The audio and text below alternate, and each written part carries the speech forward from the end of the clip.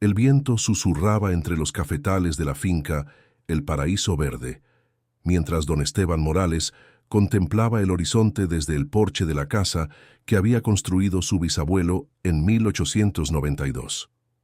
Las montañas de Chiapas se alzaban majestuosas en la distancia, cubiertas por una bruma matutina que parecía guardar secretos milenarios. Era marzo de 2023, y Esteban, a sus 40 años, había dedicado la mitad de su vida a trabajar estas tierras que había heredado de su abuelo Aurelio cuando tenía apenas 25 años.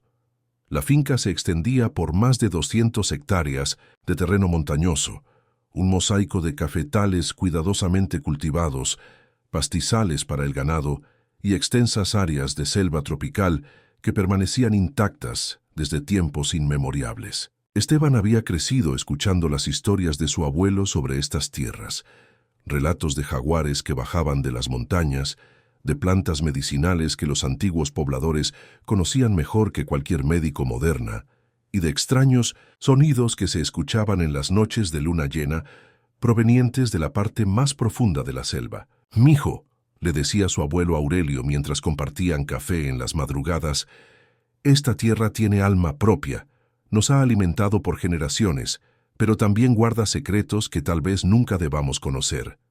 El anciano siempre miraba hacia el sureste cuando decía esto, hacia la zona más escarpada y selvática de la propiedad, un área que incluso los trabajadores más veteranos evitaban explorar completamente. La rutina de Esteban había sido la misma durante 15 años. Levantarse antes del amanecer, revisar los cafetales con su capataz Tomás, supervisar a los trabajadores temporales durante la época de cosecha, atender al ganado que pastaba en 1903 las zonas más altas y dedicar las tardes a la administración de la finca. Era un trabajo duro pero satisfactorio, que le había permitido mantener a flote el negocio familiar incluso durante las crisis económicas que habían arruinado a muchos otros productores de café en la región. Sin embargo, en los últimos meses habían comenzado a ocurrir cosas extrañas. Todo empezó en noviembre del año anterior, cuando 3 de sus mejores vacas desaparecieron misteriosamente. No había señales de depredadores, ni huellas que indicaran que hubieran sido robadas. Simplemente habían desvanecido como si se las hubiera tragado la tierra. Tomás, su capataz de confianza que trabajaba en la finca desde hacía más de 20 años, fue quien primero mencionó las luces extrañas que algunos trabajadores afirmaban haber visto en la zona sureste durante las noches. «Don Esteban», le había dicho con voz preocupada, «los muchachos dicen que han visto luces azules moviéndose entre los árboles, como si alguien caminara con linternas, pero cuando van a investigar, no encuentran nada». Esteban había descartado estos relatos como supersticiones típicas de la región, donde las leyendas mayas aún corrían por las venas de muchos habitantes. Sin embargo, cuando su perro pastor alemán, Rex, comenzó a mostrar un comportamiento extraño, negándose rotundamente a acompañarlo hacia ciertas áreas de la finca y aullando de forma inquietante durante las noches, comenzó a prestar más atención. El punto de inflexión llegó una mañana de febrero, cuando Tomás llegó a la casa principal con una expresión que Esteban nunca le había visto antes, una mezcla de miedo y asombro que lo hizo levantarse inmediatamente de la mesa del desayuno. «Don Esteban necesita venir conmigo ahora mismo», le dijo Tomás quitándose el sombrero de palma y girándolo nerviosamente entre sus manos. «Encontramos a las vacas». «¿Dónde estaban?», preguntó Esteban, aliviado de finalmente tener noticias de su ganado perdido. «Eso es lo que no va a creer, patrón. Están en una parte de la finca que nunca habíamos explorado completamente, más allá del río seco, donde la selva se vuelve más densa. Pero no es solo eso». Tomás hizo una pausa, como si le costara trabajo continuar. «Había estructuras, don Esteban, estructuras de piedra que parecen muy antiguas». Esa misma mañana, Esteban acompañó a Tomás y a 2 trabajadores más hacia la zona sureste de la finca. El trayecto requirió casi 2 horas de caminata, a través de senderos que parecían haber sido abiertos recientemente por el ganado extraviado. A medida que se adentraban en la selva, la vegetación se volvía más densa y antigua. Los árboles eran más grandes, sus troncos cubiertos de musgo y enredaderas que colgaban como cortinas verdes. El aire se sentía más húmedo y cargado, de un aroma a tierra húmeda y flores silvestres que Esteban no había percibido antes en su propiedad.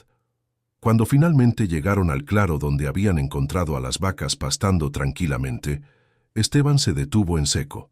Frente a él, parcialmente ocultas por siglos de crecimiento vegetal, se alzaban estructuras de piedra que definitivamente no eran formaciones naturales. «Dios mío», murmuró, acercándose lentamente a lo que parecía ser una plataforma rectangular de piedra caliza, de aproximadamente 3 metros de altura y 10 metros de longitud. La superficie estaba cubierta de musgo y pequeños arbustos, pero era evidente que había sido construida por manos humanas.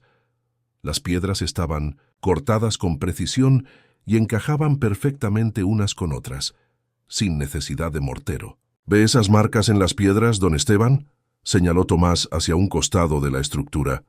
«Parecen dibujos o escritura». Esteban se acercó más y comenzó a limpiar cuidadosamente la vegetación de la superficie de una de las piedras más grandes. Lo que reveló lo dejó sin aliento. Glifos mayas tallados con una precisión extraordinaria. Había serpientes emplumadas entrelazadas, símbolos que parecían representar números o fechas, y figuras humanas en posturas ceremoniales. «Esto es imposible», susurró para sí mismo. Durante 15 años había caminado por esta finca, había explorado cada rincón accesible, y nunca había imaginado que algo así pudiera existir en su propiedad. ¿Cómo es que nunca habíamos visto esto antes?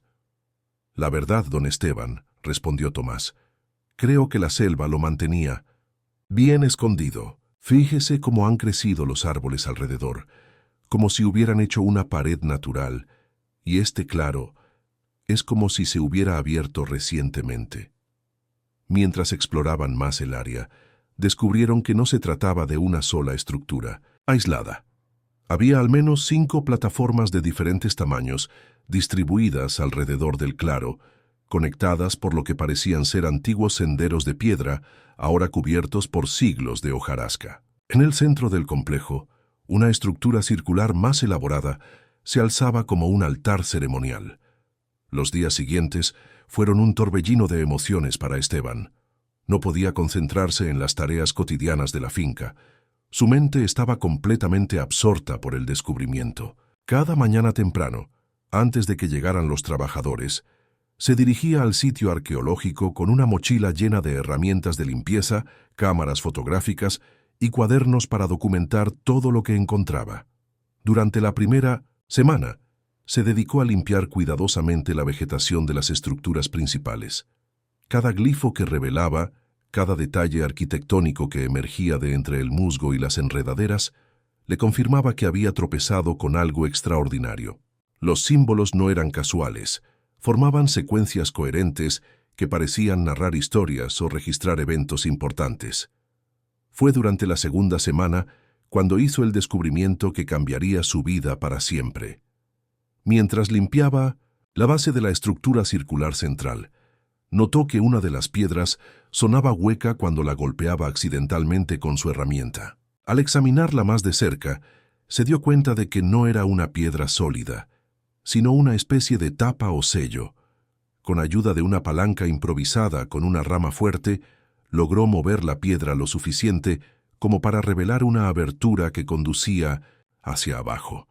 El corazón le latía con fuerza mientras dirigía la luz de su linterna hacia el interior. Una escalera de piedra descendía hacia la oscuridad, desapareciendo más allá del alcance de su luz.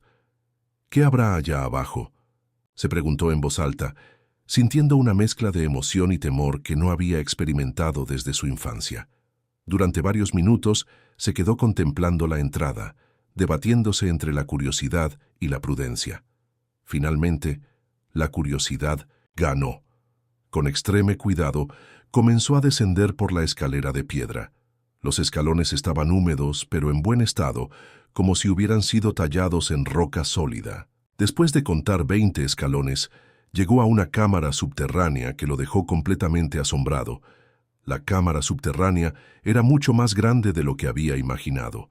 Su linterna apenas alcanzaba a iluminar las paredes opuestas, que estimó estaban a unos 15 metros de distancia. El techo abovedado se alzaba a más de 3 metros de altura, sostenido por columnas de piedra talladas con intrincados diseños que parecían representar árboles y plantas de la selva. Pero lo que realmente lo dejó sin palabras fueron los murales.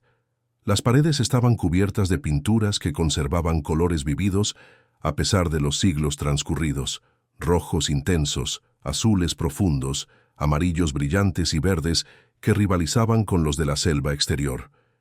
Las escenas representadas eran extraordinariamente detalladas y parecían narrar la historia de una civilización compleja. En la pared este, un mural mostraba lo que parecía ser una ceremonia religiosa. Figuras humanas ataviadas con elaborados tocados de plumas se encontraban alrededor de lo que Esteban reconoció como un altar de sacrificios. Había símbolos astronómicos, la luna, el sol, constelaciones que aún podía identificar en el cielo nocturno de Chiapas. La precisión del arte era extraordinaria. Podía distinguir las emociones en los rostros de las figuras, la textura de sus vestimentas, incluso los detalles de sus joyas y ornamentos. La pared norte representaba escenas de la vida cotidiana, mercados llenos de productos que aún se cultivaban en la región, familias reunidas alrededor de fogones, niños jugando con pelotas de caucho, artesanos trabajando cerámica y textiles. Era como una ventana al pasado que le mostraba cómo habían vivido sus ancestros en esas mismas tierras siglos atrás. Pero fue la pared oeste la que más lo impactó. Allí estaba representado lo que parecía ser un mapa del área, con notable exactitud. Podía reconocer las montañas circundantes, el curso de los ríos, incluso lo que parecía ser la ubicación exacta donde ahora se encontraba su casa. El mural mostraba la zona mucho más poblada de lo que era en la actualidad, con múltiples estructuras y caminos conectando diferentes asentamientos. En el centro de la cámara, dispuestas en patrones geométricos precisos, había docenas de vasijas de cerámica de diferentes tamaños. Algunas eran simples y funcionales, claramente utilizadas para almacenar granos o líquidos. Otras eran verdaderas obras de arte, decoradas con diseños complejos que incluían figuras de animales, plantas y seres que parecían mitológicos. Durante las siguientes semanas, Esteban estableció una rutina que lo mantenía dividido entre sus responsabilidades como administrador de la finca y su nueva pasión como explorador arqueológico. Cada día dedicaba al menos 4 horas a estudiar y documentar los hallazgos en la cámara subterránea. Con extremo cuidado, comenzó a catalogar cada vasija, cada símbolo, cada detalle de los murales. Utilizó su teléfono móvil para tomar cientos de fotografías desde todos los ángulos posibles, creando un archivo digital que crecía día a día. También comenzó a llevar un diario detallado de sus observaciones, tratando de descifrar el significado de los símbolos y las escenas representadas. Una de las vasijas más intrigantes era una de tamaño mediano, decorada con lo que parecía ser un calendario circular. Los símbolos eran increíblemente complejos, con múltiples anillos concéntricos que contenían glifos diferentes. Esteban había visto calendarios mayas similares en libros y documentales, pero tener uno frente a él, poder tocarlo y examinarlo de cerca, era una experiencia completamente diferente. Dentro de algunas vasijas encontró semillas que sorprendentemente parecían estar bien conservadas. Había granos de maíz, frijoles y lo que parecían ser semillas de cacao. La tentación de intentar germinarlas era grande, pero intuía que debía ser cauteloso con cualquier manipulación de los artefactos. En una esquina de la cámara, parcialmente oculto detrás de una de las columnas, descubrió algo que hizo que su corazón se acelerara. Un cofre de piedra sellado con una tapa que tenía tallado el glifo de lo que parecía ser una serpiente, emplumada. El cofre era más pequeño que las vasijas principales, pero su decoración era extraordinariamente elaborada. Después de varios días de contemplarlo, finalmente decidió abrirlo. Con las manos temblorosas, levantó cuidadosamente la tapa de piedra. En el interior Envueltos en lo que parecían ser telas que se desintegraron al contacto con el aire, encontró objetos que lo dejaron sin aliento. Pequeñas figurillas de jade talladas con una precisión increíble, collares de cuentas de obsidiana y lo que parecía ser un espejo de pirita pulida, que aún reflejaba la luz de su linterna. Pero el objeto que más lo impactó fue una pequeña máscara ceremonial hecha de una piedra verde que no podía identificar. La máscara representaba un rostro humano con características que le resultaron extrañamente familiares. Los pómulos altos, la forma de los ojos, la estructura de la nariz. Era como mirar un reflejo de su propio rostro tallado en piedra siglos atrás. Conforme pasaban las semanas, Esteban comenzó a notar patrones y conexiones que lo llenaban de asombro. Los murales no eran simplemente decorativos, parecían contar una historia coherente y compleja. Había referencias astronómicas que correspondían con eventos celestiales reales, mapas que mostraban con precisión la geografía de la región y lo que parecían ser registros genealógicos que trazaban linajes familiares a través de generaciones. Una noche, mientras estudiaba las fotografías que había tomado durante el día, tuvo una revelación que lo hizo levantarse de su silla con el corazón acelerado. Los símbolos genealógicos en uno de los murales incluían glifos que había visto antes, no en libros sobre cultura maya, sino en documentos familiares que guardaba en una caja en el desván de su casa. Corrió al desván y buscó entre los papeles que había heredado de su abuelo, actas de nacimiento, títulos de propiedad, correspondencia familiar. En una carta escrita por su bisabuelo en 1923, encontró lo que estaba buscando. Un dibujo rudimentario que había hecho para explicar el significado del apellido Morales en la región. El símbolo que había dibujado era idéntico a uno de los glifos genealógicos del mural. La realización lo golpeó como un rayo. No había descubierto ruinas de una civilización ajena. Había encontrado el hogar ancestral de su propia familia. Los antiguos habitantes de ese lugar no eran extraños. Eran sus ancestros directos, los antepasados que habían vivido y prosperado en esas tierras mucho antes de la llegada de los españoles. Esa noche no pudo dormir. Su mente trabajaba febrilmente, conectando piezas de un rompecabezas que había estado armándose durante décadas sin que él se diera cuenta. Las historias que le contaba su abuelo sobre la tierra que tenía alma propia, los sonidos extraños que se escuchaban en las noches de luna llena, incluso la forma en que su ganado había encontrado naturalmente el camino hacia el sitio arqueológico. Todo comenzaba a tener sentido. Los días siguientes fueron un período de introspección profunda para Esteban. Se sentía abrumado por la magnitud de lo que había descubierto, no solo en términos arqueológicos, sino en términos personales. La máscara de piedra verde que había encontrado no se apartaba de sus pensamientos. La semejanza con sus propias facciones era demasiado específica para ser una coincidencia. Decidió consultar con doña María, una anciana de la comunidad, vecina que era reconocida como guardiana de las tradiciones orales de la región. María tenía más de 90 años y había crecido escuchando historias de sus abuelos sobre los tiempos anteriores a la llegada de los hombres barbados del este. Cuando Esteban le mostró las fotografías de los murales y le describió el sitio arqueológico, los ojos de la anciana se llenaron de lágrimas. «Mijo», le dijo con voz temblorosa, «mis abuelos me contaron sobre ese lugar. Lo llamaban Jax Mul, que significa el primer montículo en maya.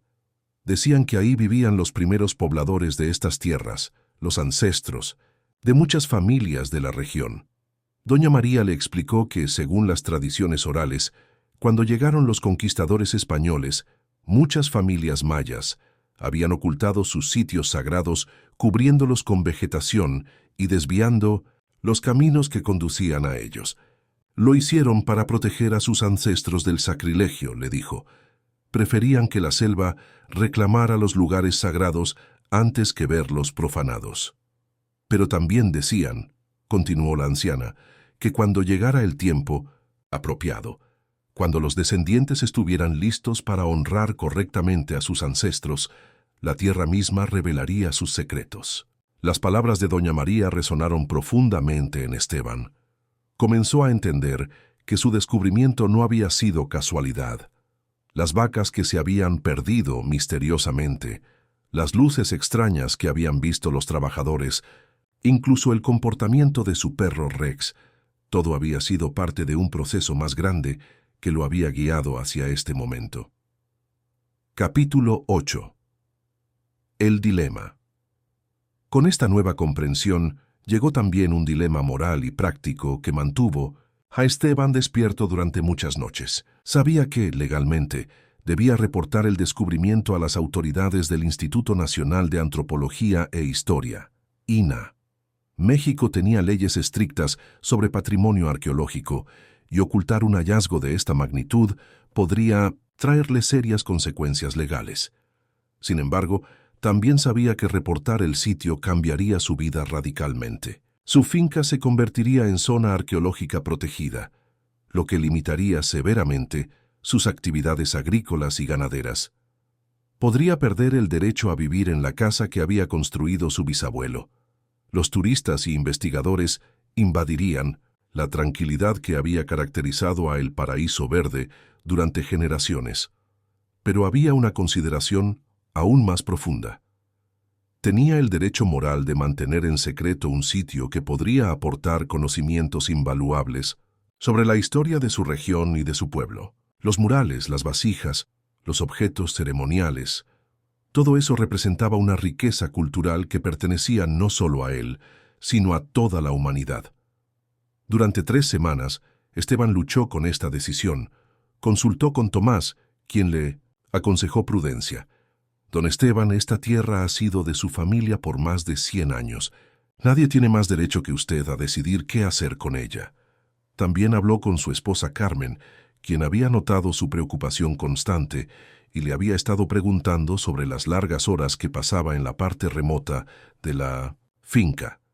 Carmen, una mujer práctica y sabia que había crecido en una familia de artesanos tradicionales, le ofreció una perspectiva diferente. Esteban, si realmente son tus ancestros los que están enterrados ahí, entonces tienes la responsabilidad de honrarlos apropiadamente. Que honrarlos significa compartir su legado con el mundo, no ocultarlo. La decisión final llegó de una manera inesperada. Una mañana, mientras realizaba su exploración diaria de la cámara subterránea, Esteban notó algo que no había visto antes. En la vestimentas, incluso los detalles de sus joyas y ornamentos.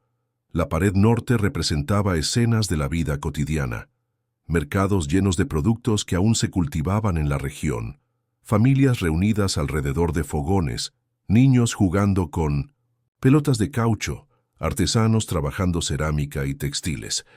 Era como una ventana al pasado que le mostraba cómo habían vivido sus ancestros en esas mismas tierras siglos atrás. Pero fue la pared oeste la que más lo impactó. Allí estaba representado lo que parecía ser un mapa del área, con notable exactitud. Podía reconocer las montañas circundantes, el curso de los ríos, incluso lo que parecía ser la ubicación exacta donde ahora se encontraba su casa. El mural mostraba la zona mucho más poblada de lo que era en la actualidad, con múltiples estructuras y caminos conectando diferentes asentamientos. En el centro de la cámara, dispuestas en patrones geométricos precisos, había docenas de vasijas de cerámica de diferentes tamaños. Algunas eran simples y funcionales, claramente utilizadas para almacenar granos o líquidos. Otras eran verdaderas obras de arte, decoradas con diseños complejos que incluían figuras de animales, plantas y seres que parecían mitológicos. Durante las siguientes semanas, Esteban estableció una rutina que lo mantenía dividido entre sus responsabilidades como administrador de la finca y su nueva pasión como explorador arqueológico. Cada día dedicaba al menos 4 horas a estudiar y documentar los hallazgos en la cámara subterránea. Con extremo cuidado, comenzó a catalogar cada vasija, cada símbolo, cada detalle de los murales. Utilizó su teléfono móvil para tomar cientos de fotografías desde todos los ángulos posibles, creando un archivo digital que crecía día a día. También comenzó a llevar un diario detallado de sus observaciones, tratando de descifrar el significado de los símbolos y las escenas representadas. Una de las vasijas más intrigantes era una de tamaño mediano, decorada con lo que parecía ser un calendario circular. Los símbolos eran increíblemente complejos, con múltiples anillos concéntricos que contenían glifos diferentes. Esteban había visto calendarios mayas similares en libros y documentales, pero tener uno frente a él, poder tocarlo y examinarlo de cerca, era una experiencia completamente diferente. Dentro de algunas vasijas encontró semillas que sorprendentemente parecían estar bien conservadas. Había granos de maíz, frijoles y lo que parecían ser semillas de cacao. La tentación de intentar germinarlas era grande, pero intuía que debía ser cauteloso con cualquier manipulación de los artefactos. En una esquina de la cámara, parcialmente oculto detrás de una de las columnas, descubrió algo que hizo que su corazón se acelerara. Un cofre de piedra sellado con una tapa que tenía tallado el glifo de lo que parecía ser una serpiente, emplumada. El cofre era más pequeño que las vasijas principales, pero su decoración era extraordinariamente elaborada. Después de varios días de contemplarlo, finalmente decidió abrirlo. Con las manos temblorosas, levantó cuidadosamente la tapa de piedra. En el interior, envueltos en lo que parecían ser telas que se desintegraron al contacto con el aire, encontró objetos que lo dejaron sin aliento. Pequeñas figurillas de jade talladas con una precisión increíble, collares de cuentas de obsidiana y lo que parecía ser un espejo de pirita pulida, que aún reflejaba la luz de su linterna. Pero el objeto que más lo impactó fue una pequeña máscara ceremonial hecha de una piedra verde que no podía identificar. La máscara representaba un rostro humano con características que le resultaron extrañamente familiares. Los pómulos altos, la forma de los ojos, la estructura de la nariz. Era como mirar un reflejo de su propio rostro tallado en piedra siglos atrás. Conforme pasaban las semanas, Esteban comenzó a notar patrones y conexiones que lo llenaban de asombro. Los murales no eran simplemente decorativos, parecían contar una historia coherente y compleja. Había referencias astronómicas que correspondían con eventos celestiales reales, mapas que mostraban con precisión la geografía de la región y lo que parecían ser registros genealógicos que trazaban linajes familiares a través de generaciones. Una noche, mientras estudiaba las fotografías que había tomado durante el día, tuvo una revelación que lo hizo levantarse de su silla con el corazón acelerado. Los símbolos genealógicos en uno de los murales incluían glifos que había visto antes, no en libros sobre cultura maya, sino en documentos familiares que guardaba en una caja en el desván de su casa. Corrió al desván y buscó entre los papeles que había heredado de su abuelo, actas de nacimiento, títulos de propiedad, correspondencia familiar. En una carta escrita por su bisabuelo en 1923, encontró lo que estaba buscando. Un dibujo rudimentario que había hecho para explicar el significado del apellido Morales en la región. El símbolo que había dibujado era idéntico a uno de los glifos genealógicos del mural.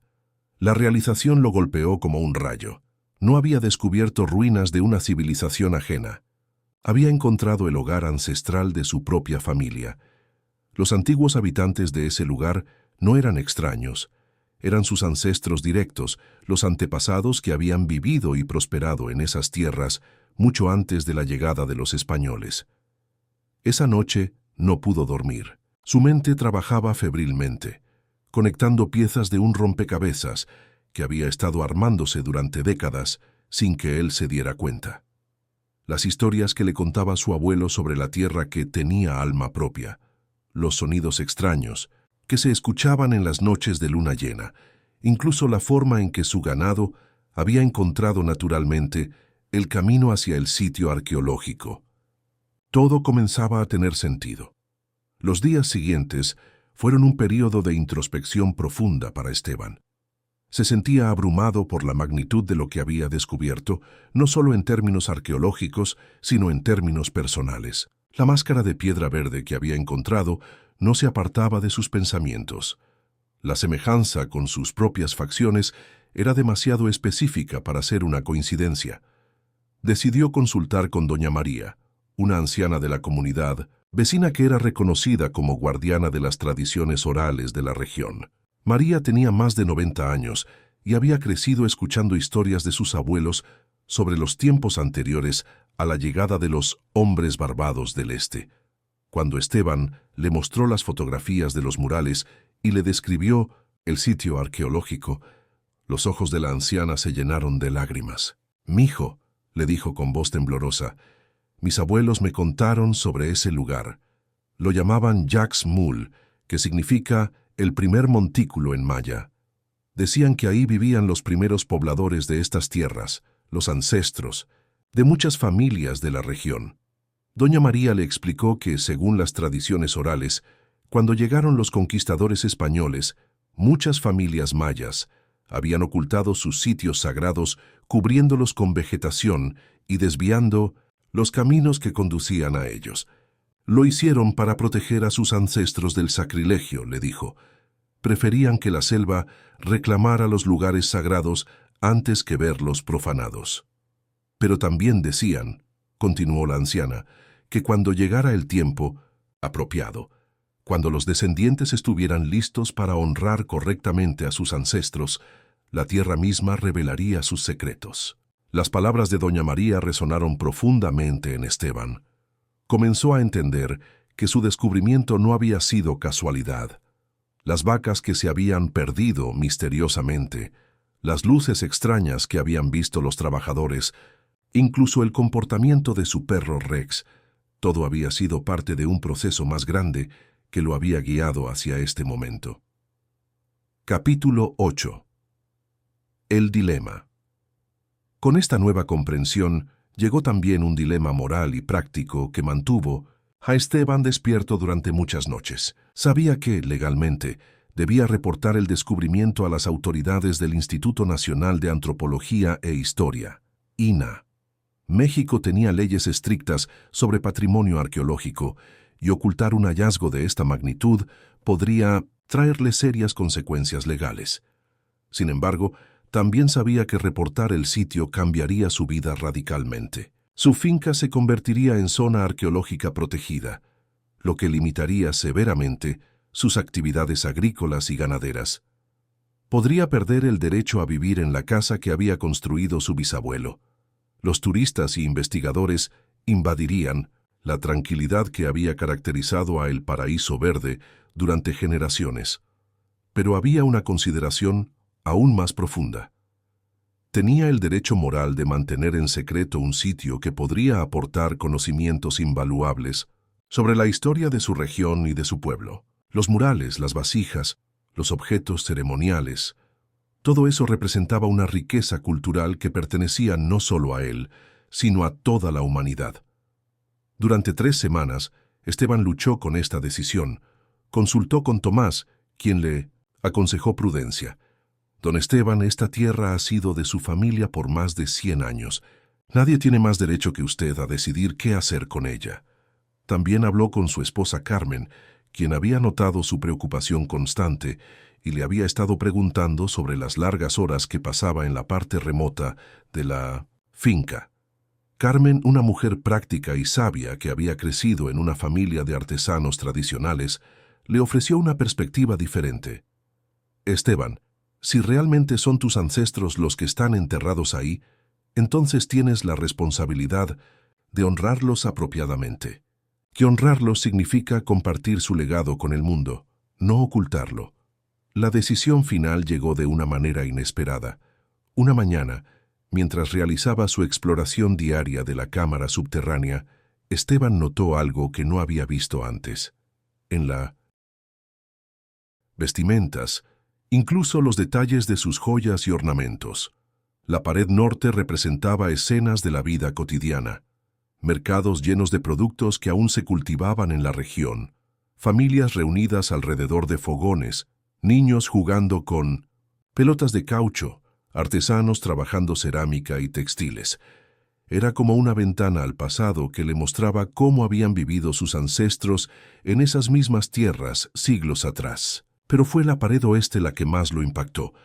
Allí estaba representado lo que parecía ser un mapa del área, con notable exactitud. Podía reconocer las montañas circundantes, el curso de los ríos, incluso lo que parecía ser la ubicación exacta donde ahora se encontraba su casa. El mural mostraba la zona mucho más poblada de lo que era en la actualidad, con múltiples estructuras y caminos conectando diferentes asentamientos. En el centro de la cámara, dispuestas en patrones geométricos precisos, había docenas de vasijas de cerámica de diferentes tamaños. Algunas eran simples y funcionales, claramente utilizadas para almacenar granos o líquidos. Otras eran verdaderas obras de arte, decoradas con diseños complejos que incluían figuras de animales, plantas y seres que parecían mitológicos. Durante las siguientes semanas, Esteban estableció una rutina que lo mantenía dividido entre sus responsabilidades como administrador de la finca y su nueva pasión como explorador arqueológico. Cada día dedicaba al menos 4 horas a estudiar y documentar los hallazgos en la cámara subterránea. Con extremo cuidado, comenzó a catalogar cada vasija, cada símbolo, cada detalle de los murales.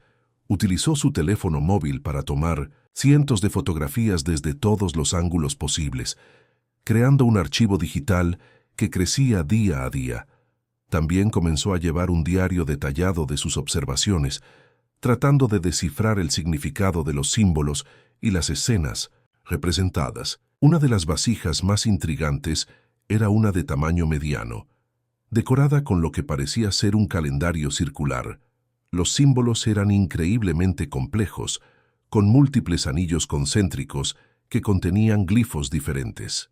Esteban había visto calendarios mayas similares en libros y documentales, pero tener uno frente a él, poder tocarlo y examinarlo de cerca, era una experiencia completamente diferente. Dentro de algunas vasijas encontró semillas que sorprendentemente parecían estar bien conservadas. Había granos de maíz, frijoles y lo que parecían ser semillas de cacao. La tentación de intentar germinarlas era grande, pero intuía que debía ser cauteloso con cualquier manipulación de los artefactos. En una esquina de la cámara, parcialmente oculto detrás de una de las columnas, descubrió algo que hizo que su corazón se acelerara. Un cofre de piedra sellado con una tapa que tenía tallado el glifo de lo que parecía ser una serpiente, emplumada. El cofre era más pequeño que las vasijas principales, pero su decoración era extraordinariamente elaborada. Después de varios días de contemplarlo, finalmente decidió abrirlo.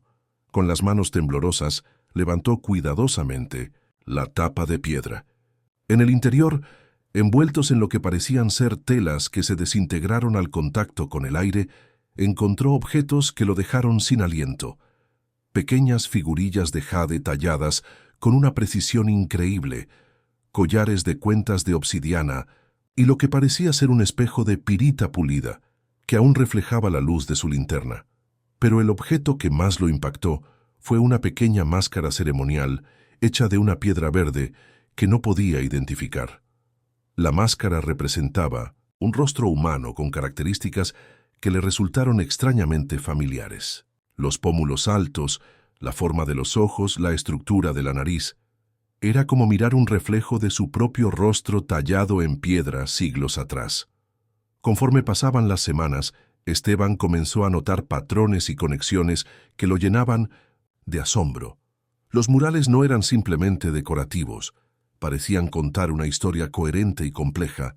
Había referencias astronómicas que correspondían con eventos celestiales reales, mapas que mostraban con precisión la geografía de la región y lo que parecían ser registros genealógicos que trazaban linajes familiares a través de generaciones. Una noche, mientras estudiaba las fotografías que había tomado durante el día, tuvo una revelación que lo hizo levantarse de su silla con el corazón acelerado.